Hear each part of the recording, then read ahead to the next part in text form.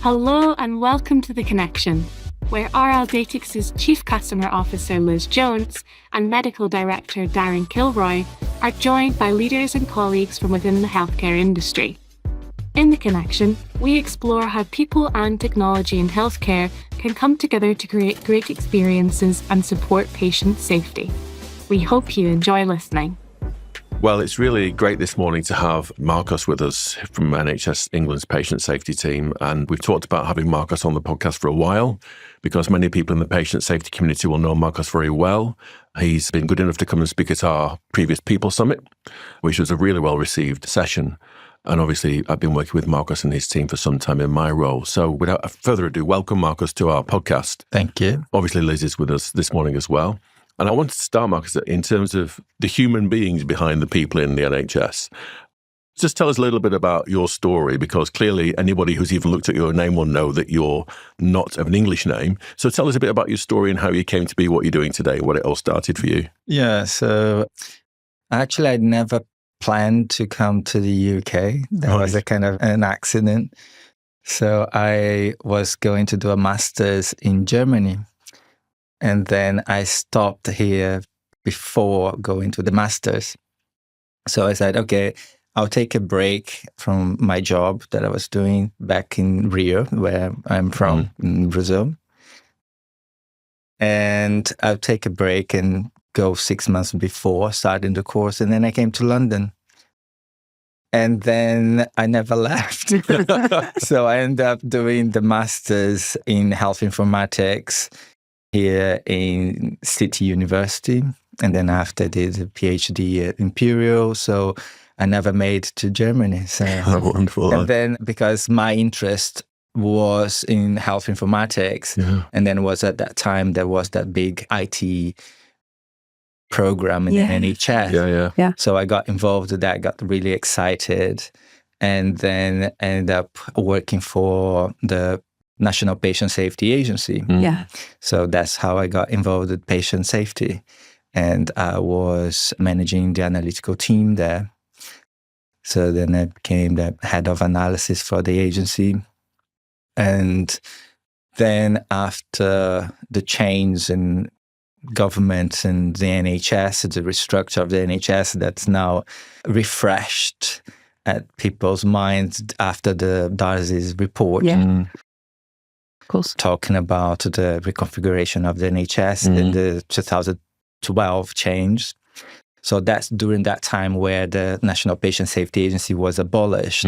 So before that was abolished, and it was still in the process of kind of sorting out the functions, where they're going to go and all of this. So I was head of analysis and feedback. That's what it was called. And then they started reducing the functions and the number of heads of teams. And because I had the skills and my experience in IT as well, so then I took over the development team.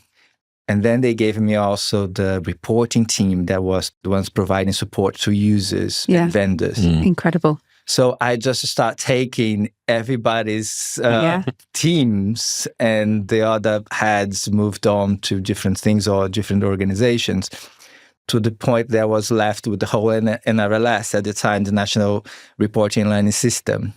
And then we kind of packaged the NRLS, and I went with the whole team that supported the NRLS to Imperial College. So we were hosted at Imperial for a while, but it was just me with the whole team.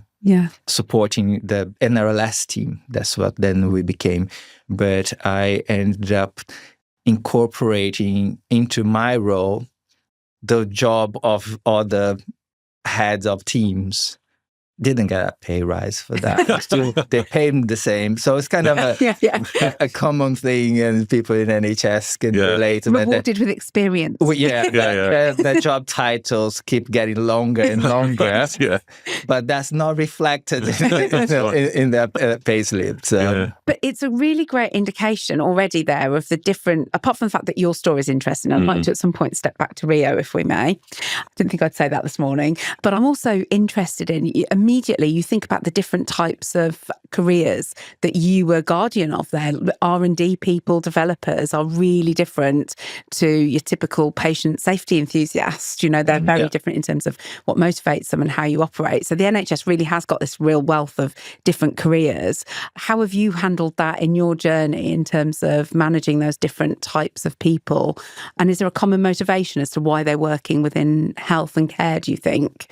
One thing that I learned in terms of the common motivation in patient safety, very often you find people that had a personal experience, so a bad personal experience in terms of some relative or someone that had a bad outcome due to an adverse event during healthcare procedure or care.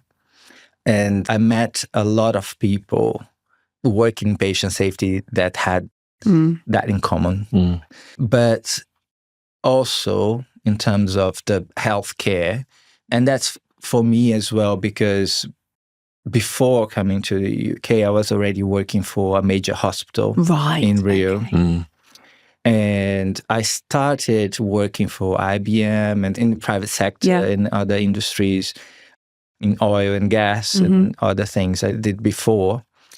And then I thought, I got really excited about healthcare. I said, there's something here where we can make a difference. And it's like, maybe we can innovate things to help the healthcare professionals and patients to have a better care, and at least to sorting out the information flow, the knowledge, dissemination of knowledge and learning across that sector. And that's why I wanted to be in that sector. And I met many people, mostly in IT, that had the same thing. And sometimes it was because they had a relative that didn't have a bad experience. So the bad experience thing is sometimes, that I was referring to, was within patient safety, but in healthcare in general, most of the times that people had really good experience. So they had a relative that needs continued care and had been really well treated and received really good care provided by the NHS. And they want to give something back. So I met few people in the IT side that described that, even interviewing people, when you go to meet people and then you interview people and you ask them, why do you want this job? And what the motivations, and they always tell the stories like that. I love that mixture, though, that you've actually got that perfect combination of some people who are motivated by the fact that they want to make it better because they've had a terrible experience. And then you've got other people who said, actually, this has been something that's been so good that I want to give back. It's really, really powerful, and actually probably need more of that, don't we? So, I wonder if you get any sense, Margaret, the people you've come across who've had a bad experience and gone to work in patient safety, has their career then working in patient safety helped them in some way, do you think, on a personal level, to reconcile what's happened in their own experience? Do you think that's helped them? Yeah, I believe so, because first it kind of motivates them in terms of the kind of a mission to do something, to get something done and get it better. But also it gives that kind of the sense that they did something about it. They helped somebody else. That experience wasn't for nothing. They find the value in that. And that helps them to reconcile with the bad experience that they had and the loss that they had. So they kind of channel that bad energy and make something good out of it. Yeah, that's fascinating. I guess thinking about, because if you think about things like Simon Sinek's work on the why and how that motivates, getting to the heart of that changes how we operate at work, and taking on board your personal story and then the ones that you've seen around you. we're potentially on the cusp of a data revolution, really, in healthcare at last. How do you see that holding on to that mission, that purpose, versus becoming a pure analyst-driven, the data is exploring X or Y? How do we keep that mission, that golden thread through from the purpose to the data analytics? That's a kind of a very interesting question, because for a long time I've been hearing this, that now is the time, now we're getting there, now we're going to do it, now and we managed to make some progress. Agree. Yeah. But there's still a lot more to do. Is not uniform across the system. And unfortunately, healthcare is kind of one of the last sectors to catch up for a number of reasons. But because now everybody has access to technology, like most, and is embedded in almost everything within our lives, in our day-to-day, there is a demand from the patients, from the population, that because they know they have different experience in other industries, in other sectors, and they demand they have an expectation now that they say, oh, this is ridiculous. Why you have to wait for this letter? Yeah. That's going to take like 4 days. Yeah. You can just send me an email now. Yeah. So that is all that there. So everything is more real time, and that demand is good because it's provoking the change from the patient side, but also in terms of using the information. So the speed, the access, the quality is much better because now everything is available real time or almost real time. And now that we continue to promote and disseminate the whole concept of interoperability and exchanging information and integrating systems and all of this. So things are getting much better. So in terms of being able to provide the clinicians, so that the people providing care at point of care at the time that they need with relevant and obviously secure and observing all the privacy issues around that can never be forgotten. So we can supply them with the information that they need to provide better care. Yeah.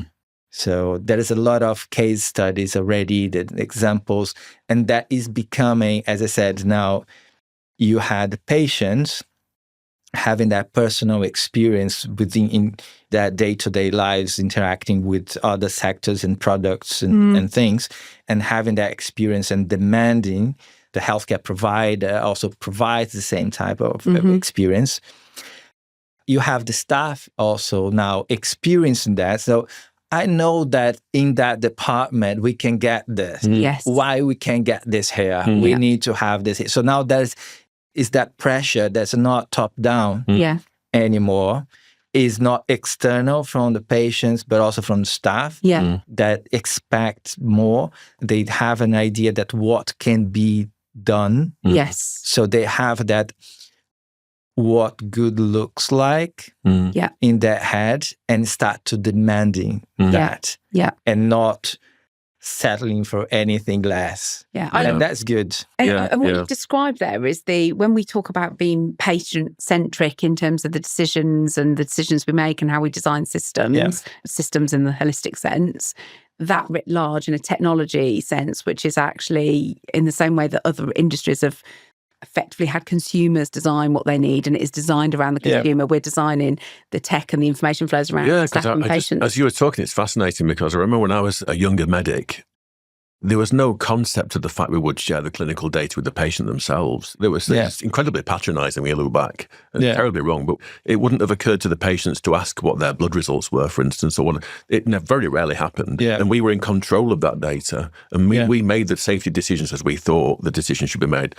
as the guardians of that data. There's no sense of democracy around it at all back in the day. There's lots to think about there, though. So a real conversation that I had in the last couple of weeks was somebody saying that they really miss being able to pick, their parent was in a hospital bed, and they said they really miss being able to just pick the folder off the back when they came in at visiting time, pick it up, check things that you don't understand. Well, we didn't allow that. We didn't allow that. It's very strict.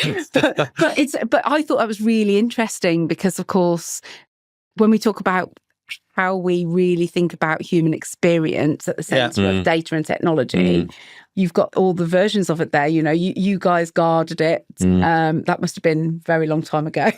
It's not that long ago. Okay. You know, but this is in relatively, I'm not that old. So it's within the past couple of decades, there was a sense. If we, for instance, quick anecdote, this is saying the late 1990s, if we had come across, we being the medical team, had come across a relative at the end of the bed looking at the notes, you'd have questioned what they were doing. Really? Oh, yeah. Because it wasn't their business to look at that. Even the patient. Really? Back in the days when you wrote it all on a chart, you know. Yeah. Well, that just makes me wonder, Marcus, about so on a personal level. We've all probably, all three of us have been to see the doctor or some such clinician or whatever. Do you feel that you want to know your personal clinical data? Do you feel that you need to have a knowledge and possession of that so you can make decisions about yours? So what do you reckon about that? Is that something that appeals to you, or you think it's important? Or Yes, personally, yes. I like to know everything that is recorded anywhere about me. In any forum. Yeah. And be able to correct it. Sure. The day before, on Wednesday, I went to a hospital and to have something done. And when I came to see a nurse, so she read my details and I said, my telephone number is wrong. And then she was trying to tell me that was my number. And I said, no, this is not my number. and then I said, because it was in the record, it has to be right. That has to be my number because it's in the record. That's the number. I said, no, it's not. And then I went to the reception, and then she looked up and had my correct number. So that is somewhere a copy of that is wrong. So again, in terms of interoperability, single version of truth and all of that. So it's not the same. We still have that in. And it's interesting, Marcus, because that very example, the phone number sounds like a very innocent sort of mistake. But I've seen, and you'll have seen as well, situations where, well, on the one human level, when you see that error, it makes you wonder about a more significant error somewhere else. Yeah. And also, I've seen patient safety real incidents, and it generates from something as prosaic and simple as that. The classic one where you have two people of the same name. Or the same date of birth, and you can get dangerously down the path of care, and errors occur because of those simple demographic details being wrong at the start. Yeah. I've experienced that personally. Yeah, I'm sure. Jones. I'm sure you have. For me and Mark, it's not quite. But the point is that having access to my information, I can check. And things like that can happen, and I can say, no, I don't take this drug, or this is wrong, or I haven't had that surgery, or something like that. I can correct myself, and I can take the steps to have that corrected. I think for me, what's interesting then around taking that story on is, what's your sort of position on how we get patients, because Darcy makes reference to this as well, how we get patients more involved in the safety conversations, you know, because we tend, in all my NHS career, patients were, as the years went by, and joking aside, and data was more easily accessible, patients did become more of the process, but they weren't really truly embedded in the process of safety management. So what's your sense on where we're at now with patient involvement in safety, and what your vision is to where we would like to be on that topic? Yeah, I think we still have a lot to do in that space. I'm aware that nowadays patients are more involved in terms of service design and all of this, because there's a key element in terms of getting to a safer point, because you have to address all parts of the equation, and the patient is part of that equation. You cannot let them out of it. Otherwise, you haven't covered everything. So you need to understand from their perspective, but also for their role in the provision of care. So what are the risks where things can go wrong in terms of what is controlled by them, where they are the main actors in that function. So you need to understand that. But also, I'm aware that in terms of developing solutions as well to mitigate risks, people often get patients involved. In terms of reporting, I think that there's a lot more that we still need to do to get their perspective in the experience that they had. So in terms of capturing their experience in general, I think that there's a lot more that we can do. And again, in terms of technology, nowadays people get a bad service. They go to the internet. Absolutely. And they tell the world, what happened to them and everything. So we are not making use of that. And we're still in that mindset that we need to develop something to capture the information that they are already providing. Absolutely. And it's already out there. We just need to develop something to observe that, analyze that, and gather the insights from that. And even to interact with them, because you need to provide a response. So that part that we need to do better. And as care gets closer, again, going back to Darcy, as care is delivered increasingly in the community, and therefore the actual environment is your home, and your family are part of the caregiving team. I like that idea you've just mentioned there, which is actually maybe there's environmental things, data point. Data isn't always data, is it? It can be stuff that you're observing. But at some point in the future, do you see that you'd expect families and people in their own home to be able to, I don't know, report an event, an adverse event, rather than it being the clinician? Is that something you could imagine? Yeah, that should be possible. Well, it is possible. We have an e-form that we're still kind of trying to redesign, but not just redesign the e-form, is redesign the solution to capture their perspective. That not necessarily need to be an e-form that you have to go there and fill this form. Maybe that is not the right solution.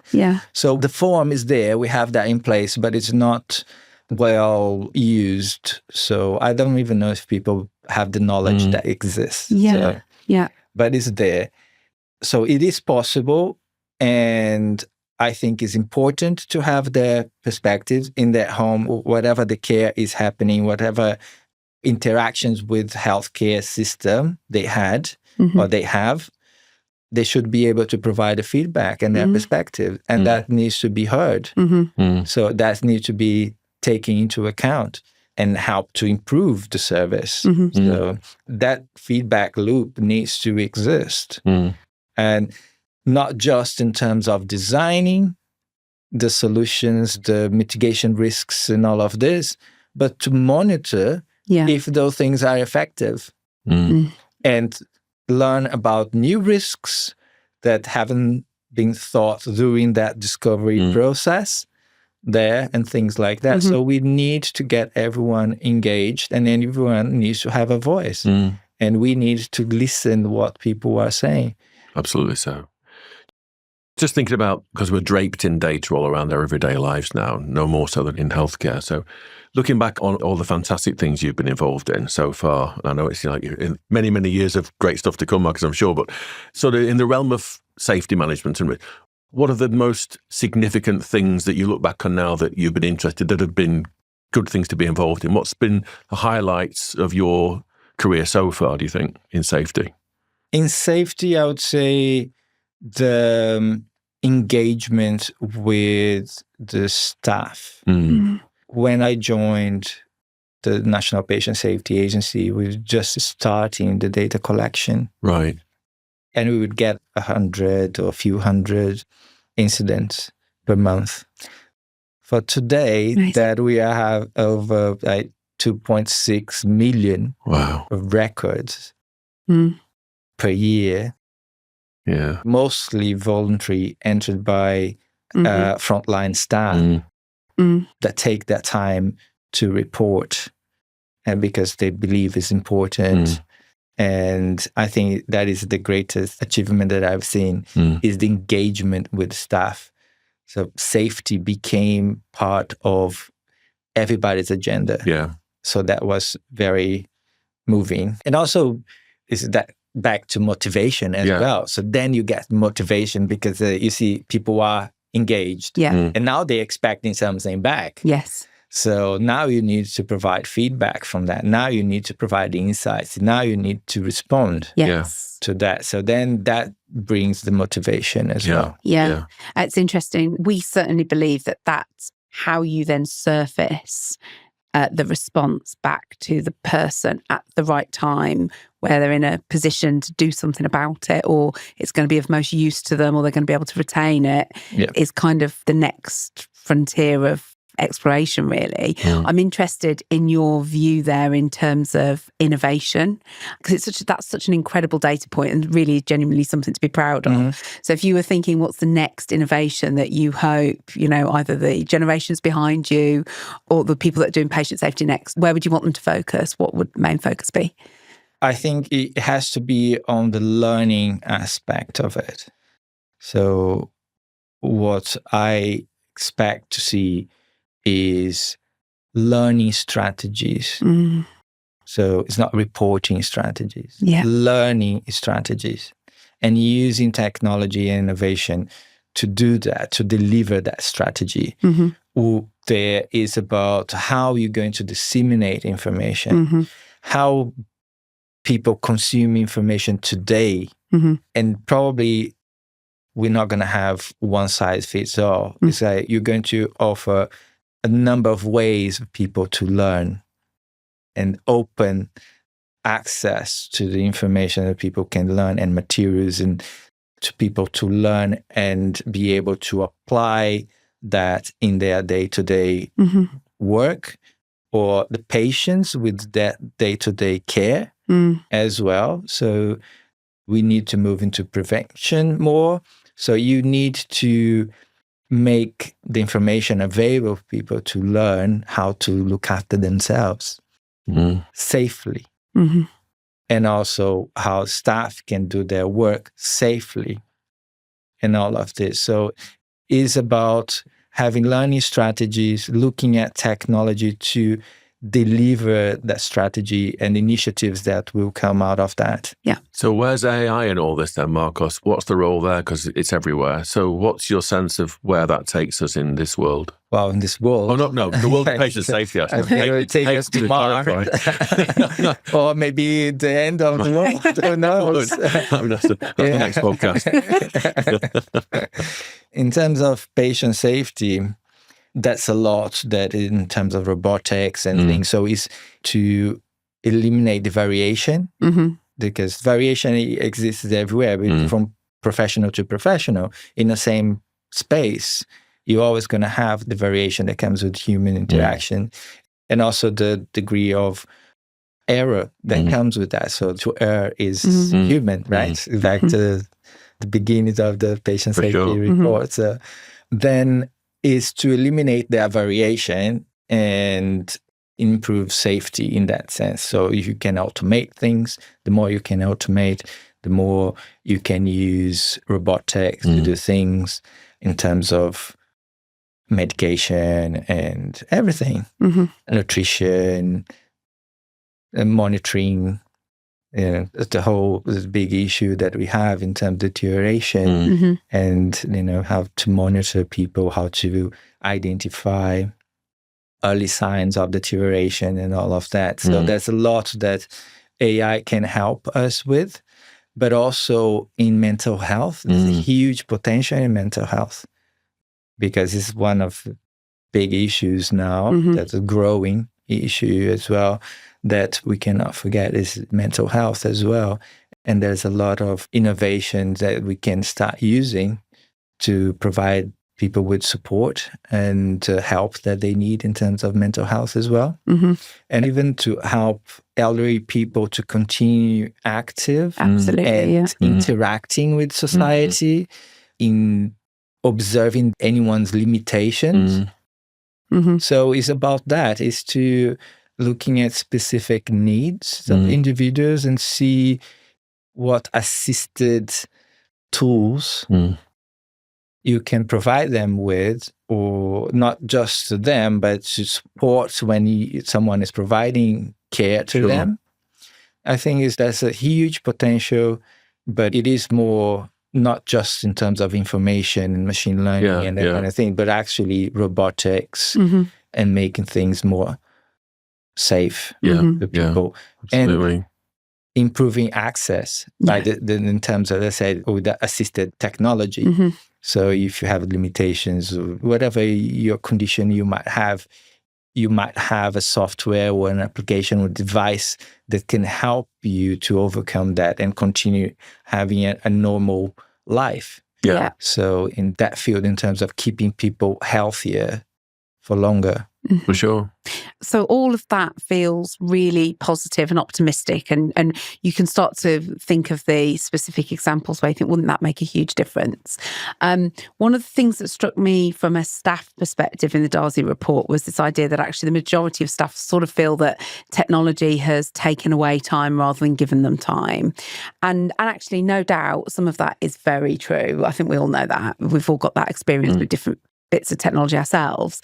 But thinking about the innovations you've just talked about from a patient safety perspective, some of them directly with patients, and bring that together with staff experience of technology, do think really differently about how we educate people about what tech is and how data will aid them in the future. Do you think we've done enough on that so that people can get the benefit from it? Or do we expect the technology to always do the kind of work for us too much? Sure. What's your sort of reflections there? As I said, that the patients, they have a certain expectation. Yeah. So I think that is the space there. So they already know. We don't have to educate. What good is. Yeah. So they will tell us what they want. Yeah. And because they saw like in a new app that they saw or somewhere that it went and saw that they were assisted by a robot throughout that experience. And that's what they want. Yeah. So I don't think that we need to educate them. They will educate us. That's really good. Yeah. Talk about, I know we're probably nearly out of time, but just one of the things I'm always interested in talking to guests about is education and training. And if I was sort of 18 years old and wanted to have a career in patient safety and I was inspired by you or other people in the field, how do you think we can better manage the educational exposure of people to patient safety careers? Because the NHS, one of my personal hobby horses always is, the NHS gets an eternally negative press. It's a great career to be involved in, but you would think, well, only a crazy person will get involved in this because everything you read in the newspapers is negative. So how do you think we could make patient safety careers more attractive to people so you want to do it in your role as a career? Maybe that's the motivation. You see that everything is negative, so you say, oh, I'm going to change that. For sure. So maybe that itself, it might work in that way. Yeah. So I think there's a lot in the patient safety strategy. There's a lot in terms of education and getting to create a national curriculum for patient safety and all of that. But you're saying like in a much earlier stage, I think that we can do more in terms of showing what patient safety is and what it does, and celebrating the achievements as well, because I think that we never good in celebrating our positives and our achievements. We're never very vocal about that. It's always like letting people beat us up and telling that we're bad and everything that went wrong, but we are not there in the kind of front page celebrating the good things that the NHS does. Yeah. And the world come to learn from the NHS and keep always trying to find out what we're doing and see what they can copy over there.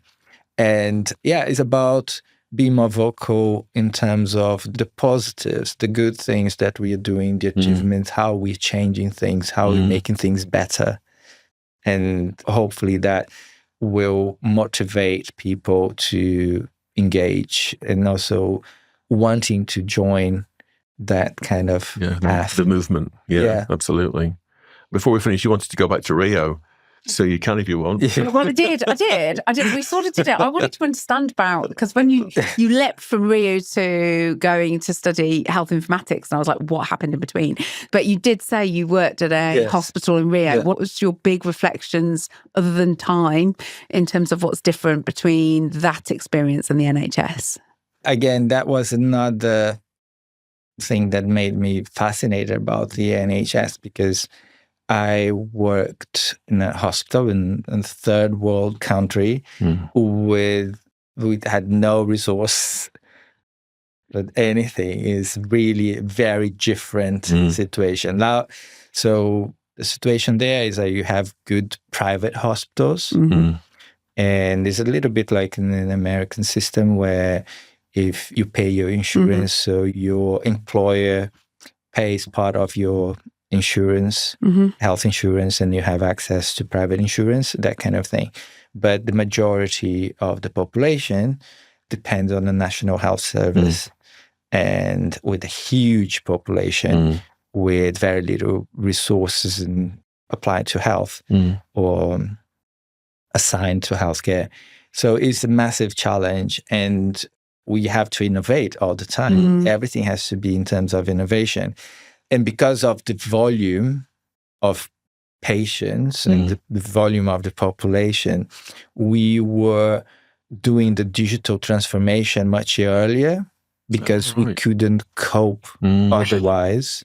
So way before, we already had electronic votes, because we can't count the 200 plus million people to vote. You can't count. So everything had to be on machines and also in hospitals, and everything had to be a national health number. Everything has to be in a central system. It had to have those things. So we were in that, in terms of technology, that was the area that I was in. So we were kind of ahead of the game because there's no other way of doing it. You couldn't have paper flying around. And the volume of paper, you need to build another hospital building just for the paperwork. Because where are you going to put all that paperwork? Necessity, the mother of invention. Wow. Exactly.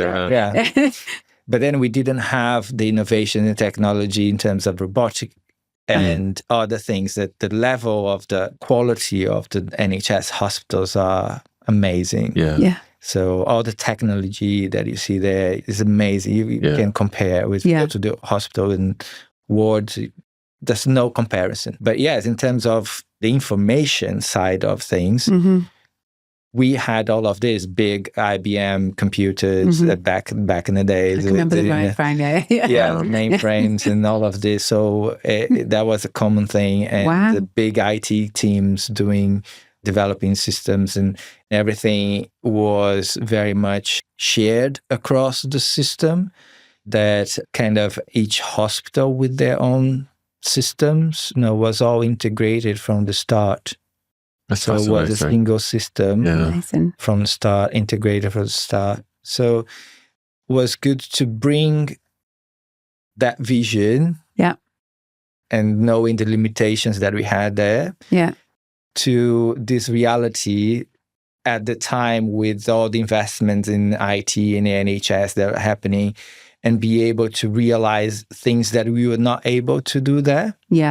So I came with the idea that, we did this, but we didn't have the money to do X, Y, and Z. And now we can have the money to do X, Y, and Z. So it was very exciting for that aspect.